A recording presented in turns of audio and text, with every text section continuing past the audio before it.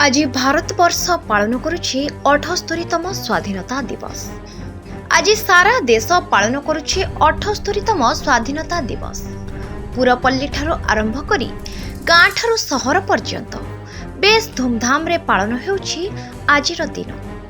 एही अवसर रे ओडीएम ओडिशा ड्राइवर महासंघर स्वाधीनता दिवस स्थानीय काठपोल निकट रे थिबा ऑफिस सामने शांति श्रृंखला सहित भारत माता जय हिंद नारा दे जातीय संगीत गान करी जातीय पताका उत्तोलन करथिले।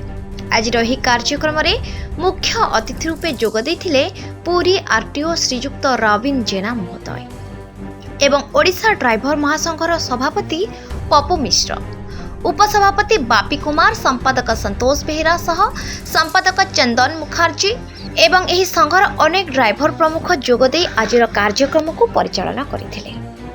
पुरीरू जगबंधु जेना रिपोर्ट, फोकस प्लस।